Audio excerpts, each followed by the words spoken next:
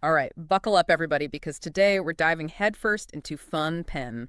You got travel plans, big plans. Well, hold on to your hats because we're serving up the inside scoop on the 5 must-see spots you absolutely cannot miss. And you've come to the right place, because we are kicking things off at the mother of all landmarks, the Royal Palace.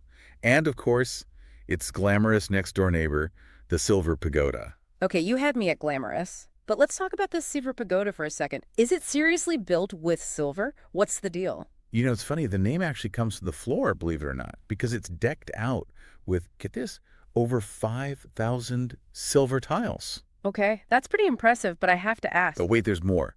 The real showstopper is inside. We're talking about a life-sized Buddha statue, completely decked out in diamonds, almost 10,000 of them. Okay, you definitely got my attention with that one. Talk about a sparkle factor. Yeah, it's a sight to behold. All right, so from shimmering palaces and diamonds, we're going to switch gears a bit to a place that represents a much more somber, much more serious side of Cambodia, the Tuol Sleng Genocide Museum. Yeah, it's heavy, there's no way around it, but it is absolutely essential. This isn't some history lesson you can brush aside. This is about understanding the Khmer Rouge regime, the horrors of Tuol Sleng. That's how we make sense of Cambodia today. For sure. And, for some of our listeners who might not be familiar with the specifics, what exactly was Tuol Sleng? Well, imagine a regular high school, kids in the hallways, classrooms, textbooks, the whole 9 yards, right?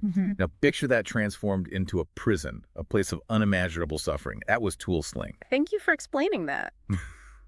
Okay, so we've covered some really intense history, but let's take a breath here. Cambodia is so much more than its past. It's a country that's risen from the ashes, and it's brimming with art and identity. Which brings us to our next stop, the National Museum. So what makes this museum so special? Oh, this isn't your typical dusty old museum. It's not about artifacts behind velvet ropes. It's a living, breathing timeline of Cambodia. Think relics from pre-Angkorian times, all the way through their incredible history. Wow, okay, so we're talking centuries of history here. You got it. And look, if you're short on time, make a beeline for the sculpture collection. They've got pieces dating back to the 7th century. 7th century, that's mind-blowing. So this isn't just a quick in-and-out kind of museum then. Is it worth blocking out a good chunk of time for? 100%. It's a testament to the Cambodian spirit, their resilience, and it deserves to be savored. I love that. Okay, from a museum dedicated to the past, we're stepping back in time to a place that's basically where it all began. Wat Phnom. Now, set the scene for us. What's the vibe? Picture a serene temple. You're perched atop a lush hill, a gentle breeze blowing, and you're looking out over the sprawling cityscape of Phnom Penh. That's Wat Phnom, the legendary birthplace of the city. Okay, so a few things here. I'm picking up on a climbs theme in our little tour here. How intense are we talking? Should I pack my hiking boots, or is this more of a leisurely stroll? Asking for a friend. Don't worry, you can leave the heavy-duty gear at home. This isn't Everest. Think of it more like a pleasant walk with a rewarding view at the top. And let me tell you, that view at the top is one for the books.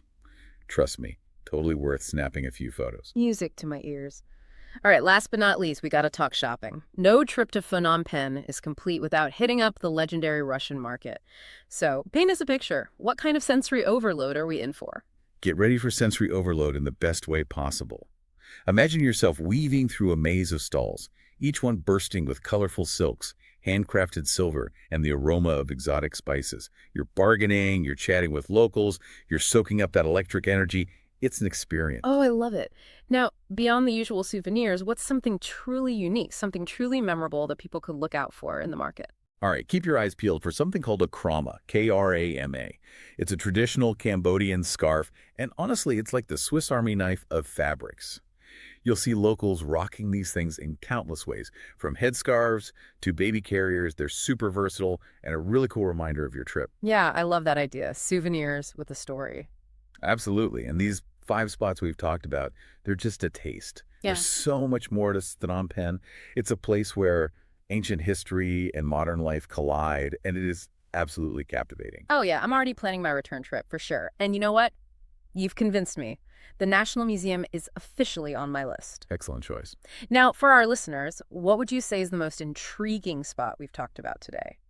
While all the spots we've mentioned are amazing, I'd urge everyone listening to venture beyond those well-trodden paths. Some of the best food, the most authentic experiences, you'll find them by just wandering. Get lost in those side streets around the Russian market, soak up the local atmosphere. You won't regret it. You heard it here first, folks. Get out there and explore. That's all the time we have for today. But trust me, this is just the tip of the iceberg when it comes to Phnom Penh.